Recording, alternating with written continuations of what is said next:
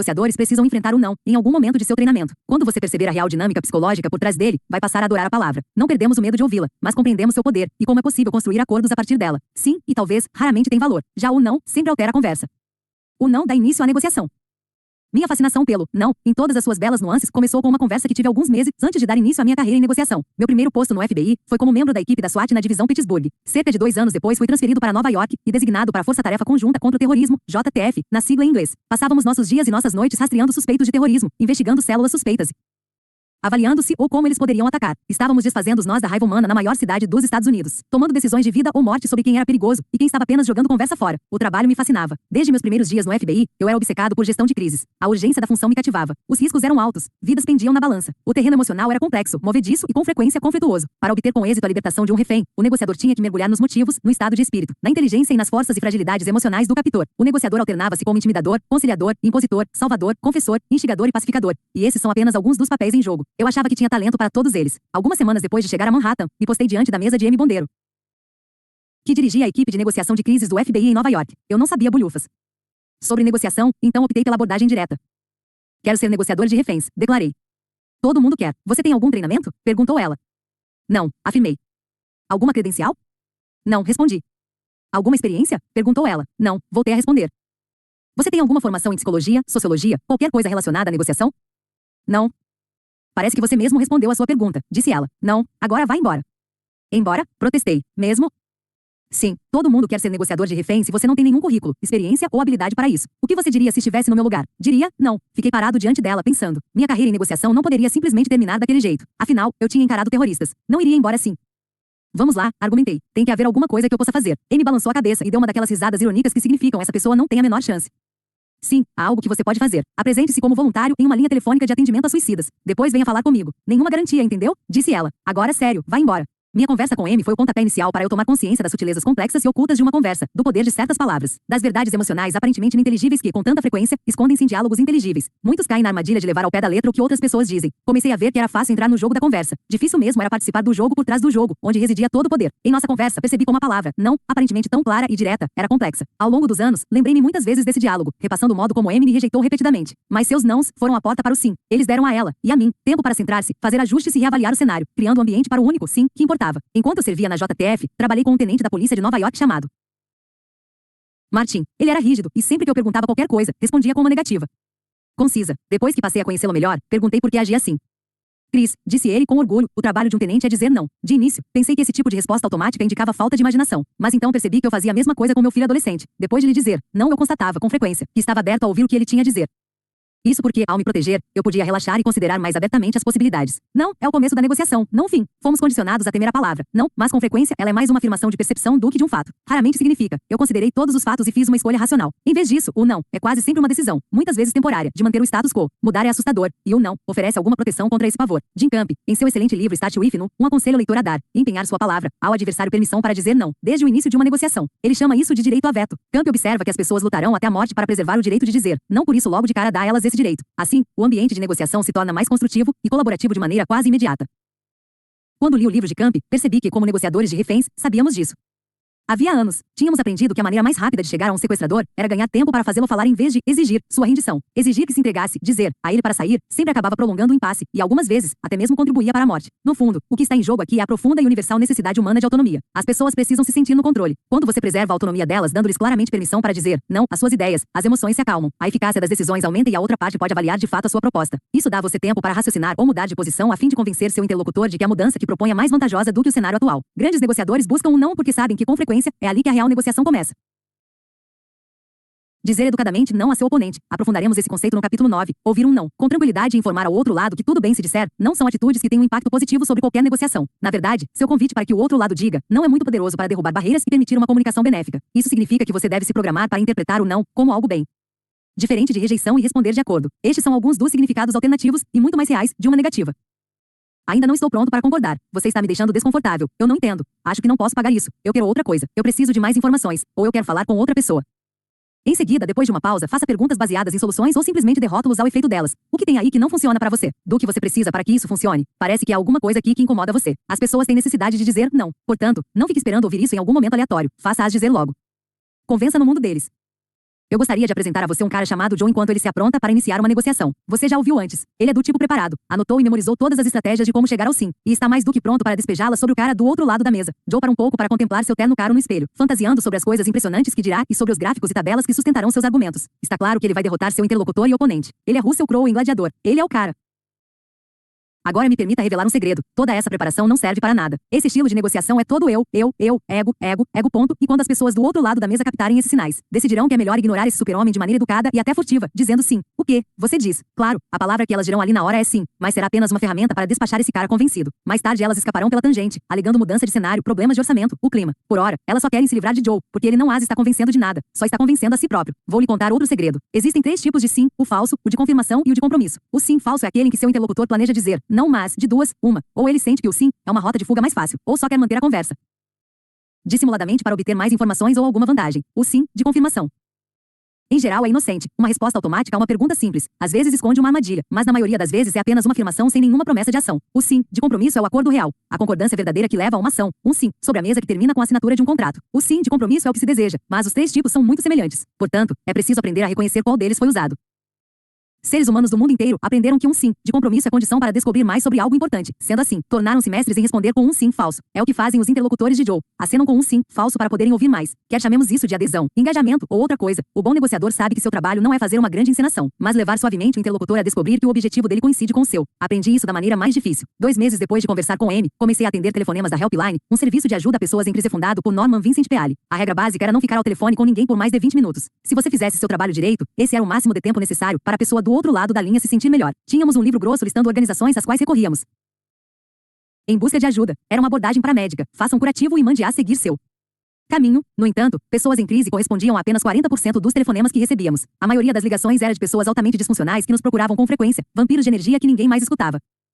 Mantínhamos uma lista daqueles que telefonavam com assiduidade. Quando um deles ligava, a primeira coisa a fazer era checar se ele já havia ligado naquele dia, porque eles só tinham permissão para fazer uma chamada diária. Eles sabiam disso também. Muitas vezes diziam: sim, aqui é o Ed. Eu ainda não liguei hoje. Pode olhar a lista. Você tem que falar comigo. Como meu principal objetivo ali era aprender uma habilidade, eu adorava os que viviam ligando. Eles eram problemas, e eu gostava da ideia de que podia resolvê-los. Achava que tinha talento para isso. Eu me sentia um astro. Quando chegou a hora da minha avaliação de desempenho, a tarefa coube a um supervisor de turno chamado Dee Snyder. Dee era um veterano do serviço e uma pessoa querida. O único problema é que ele era um adepto quanto mais das brincadeirinhas. Entendia que a fadiga dos voluntários era o maior problema da linha direta, então dedicava seu tempo a tornar o trabalho divertido. Nos tornamos bons amigos. Para fazer minha avaliação, Dee esperou que eu atendesse um telefonema e foi para a sala de monitoramento, onde os supervisores podiam escutar nossas conversas. A chamada era de um dos que ligavam com frequência, um motorista de táxi que tinha medo de sair de casa e tempo de sobra para falar sobre isso. Esse vampiro de energia, seu nome era Dério, iniciou sua novela sobre como iria perder sua casa e a vontade de viver se não conseguisse trabalhar. Um trocadilho com a palavra confronte, confrontar, em que a primeira sílaba é substituída por quer, cuidar, n-do-te. Sério, quando foi a última vez que alguém tentou agredir você na rua? Perguntei. Bem, quer dizer, faz muito tempo, disse Dério. Mais ou menos quanto tempo? Não consigo me lembrar de uma data, Chris. Talvez um ano, imagino. Então é correto dizer que o mundo lá fora não tem sido duro demais com você, certo? Sim, disse Dério. Acho que sim. Ficamos indo e voltando nisso durante algum tempo, enquanto eu tentava fazê-lo admitir que a maioria de nós tinha um pouco de medo do mundo. Eu estava feliz com as minhas novas habilidades, enquanto escutava Dério e fazia carefronte em o nome meio bobo que demos ao ato de responder assertivamente aos que ligavam com frequência ao mesmo tempo que cuidávamos deles. Estava tudo fluindo bem e nossa interação era ótima. Cheguei a fazer Dério rir algumas vezes. Quando terminamos, ele estava acuado. Não conseguia pensar em nenhuma razão para não sair de casa. Obrigado, Chris, disse antes de desligar. Obrigado por fazer um trabalho tão bom. Antes de encontrar Jim, eu me inclinei na cadeira e desfrutei aquele elogio. Quantas pessoas serão capazes de extrair isso de um homem que está sofrendo? Pensei. Em seguida, levantei-me de um salto e fui para a sala de monitoramento, tão orgulhoso que estava praticamente dando tapinhas nas minhas costas. Jim me indicou a cadeira à sua frente e me deu seu maior sorriso. Devo ter retribuído com o dobro da voltagem. Bem, Chris, disse ele, ainda sorrindo. Essa foi uma das piores ligações que eu já ouvi. Eu encarei, de queixo caído. Jim, você ouviu Dério me dando parabéns? Perguntei. Eu acalmei, cara. Eu arrasei. Jim sorriu, eu odiei aquele sorriso na hora, e concordou. Esse é um dos maus sinais, porque eles deveriam dar parabéns a si mesmos quando desligam o telefone, e não a você. Isso significa que você exagerou. Se eles pensam que você foi o cara que arrasou, como vão ajudar a si mesmos? Não quero ser rude, mas você foi horrível. Ao escutar Jim, senti aquela onda de acidez no estômago que vem quando somos forçados a aceitar que o cara que nos ofende está coberto de razão. A resposta de Dério havia sido uma espécie de sim, mas não um autêntico sim, de compromisso. Ele não fizera nenhuma promessa de ação. O objetivo daquele sim era fazer com que eu me sentisse bem o bastante para deixá-lo em paz. Talvez Dério não soubesse disso, mas foi um sim, tão falso quanto possível. A chamada inteira se tratou de mim e do meu ego, e não daquele que telefonou. Mas a única maneira de levar as pessoas que ligavam a tomar uma atitude era fazer com que se sentissem as donas da conversa. Levá-las a acreditar que estavam chegando a essas conclusões, a esses passos necessários, e que a voz do outro lado era apenas um meio para essas realizações. Usar todas as suas habilidades para criar entendimento, concordância e conexão com o interlocutor é útil. Mas no fim das contas essa conexão de nada vale se a outra pessoa não sentir que é igualmente responsável, quando não a única responsável, pelo sucesso daquela interação. Concordei lentamente, sem me defender. Uma das piores chamadas? Perguntei a Jean. Está bem. Trabalhei duro para me reorientar daquele ponto em diante. Fiz tantas perguntas e li tanto sobre o assunto que logo eu estava lecionando 2 aulas para novos voluntários da Helpline. A aula de abertura, sobre escuta ativa, e aquela sobre carefronting. Entendi, você diz. Não se trata de mim. Precisamos persuadir pela perspectiva do outro, não pela nossa. Mas como? Começando por suas necessidades mais básicas. Em cada negociação, em cada acordo, o resultado vem da decisão de outra pessoa. Lamentavelmente, se acreditamos que podemos controlar ou administrar as decisões dos outros por meio de concessões e lógica, deixamos milhões sobre a mesa. Mas, embora não possamos controlar as decisões dos outros, podemos influenciá-las habitando o mundo deles e vendo e ouvindo exatamente o que querem. Embora a intensidade possa diferir de pessoa para pessoa, todo ser humano é motivado por 2 impulsos primitivos: a necessidade de se sentir seguro e a de se sentir no controle. Se você satisfaz esses impulsos, obtém sucesso. Como vimos em minha conversa com Dério, não é possível convencê-los pela lógica de que estão seguros ou no controle. As necessidades primárias são urgentes e lógicas, portanto, encurralar seu interlocutor em um canto só irá pressioná-lo a fugir com um sim falso. Ser legal apelando para a compaixão fingida é, com frequência, uma atitude igualmente mal sucedida. Vivemos em uma época que celebra o ser legal, sob vários nomes. Somos exortados a ser legais e a respeitar os sentimentos das pessoas o tempo todo e em cada situação. Mas apenas ser legal no contexto da negociação pode ser um tiro pela culatra. O legal empregado como um ardil engana e manipula. Quem já não se deu mal em negociações com o vendedor legal que o levou para um passeio? Se você entrar na negociação às pressas com seu jeito legal falsificado, seu sorriso afável vai expor suas intenções.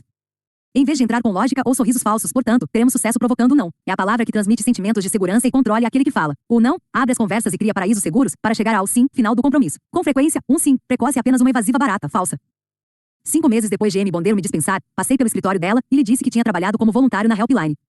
Você foi? Perguntou ela, sorrindo surpresa. Eu digo a todo mundo para fazer isso, e ninguém faz. Acontece que Amy iniciará sua carreira em negociação como voluntária no mesmo lugar. Ela começou a mencionar pessoas que agora eram nossos amigos em comum. Rimos ao falar sobre Jean. Em uma mudança repentina, Amy se calou e me encarou. Fiquei inquieto e ela me testou. Com uma pausa. Em seguida, sorriu. A próxima vaga é sua. Na época, havia outras 5 pessoas disputando o mesmo lugar, gente com diploma de psicologia, experiência e credenciais. Mas eu estava convocado para o próximo curso de treinamento em negociação de reféns da academia do FBI em Quantico, Virgínia, superando todos os outros. Minha carreira como negociador começara oficialmente. Não, é proteção.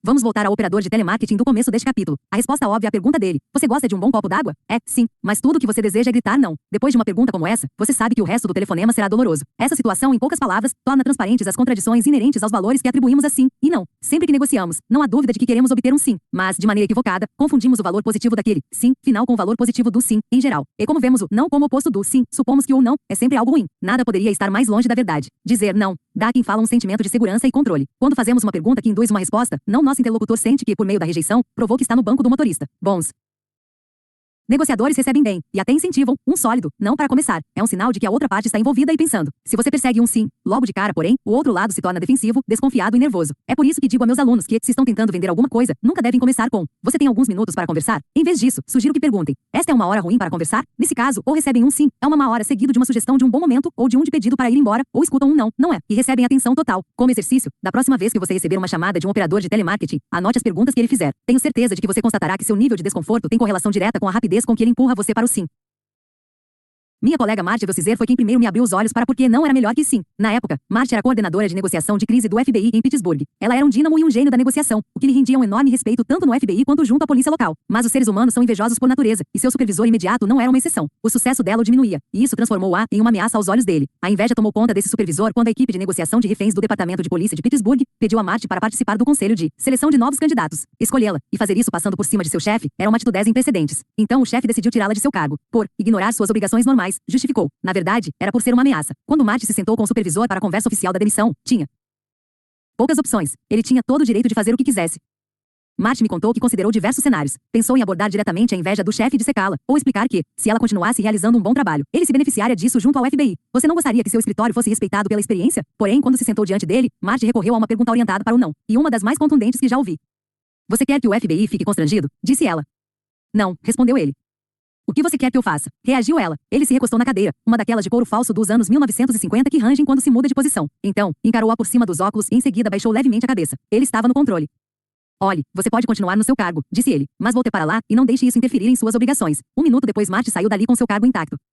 Quando eu soube o que Marty tinha feito, pensei: caramba, ao forçar um não, ela empurrou seu supervisor para uma posição em que ele tomava as decisões. Em seguida, alimentou sentimentos de segurança e poder dele com uma pergunta que o convidava a definir o que ela deveria fazer. O importante aqui é que Marty não apenas aceitou o não, ela o buscou e acolheu. Em uma recente conferência de vendas, perguntei aos participantes qual era a palavra que mais os apavorava. O grupo inteiro gritou não. Para eles, e para quase todo mundo, não significa o fim da discussão. Errado. Não, não significa fracasso. Usada estrategicamente, é uma resposta que abre caminho. Chegar ao ponto de não mais se apavorar com a palavra não é um momento libertador que todo negociador precisa alcançar. Porque se seu maior medo é o não, você não está em condições de negociar. Você é refém do sim. Está algemado. Está acabado.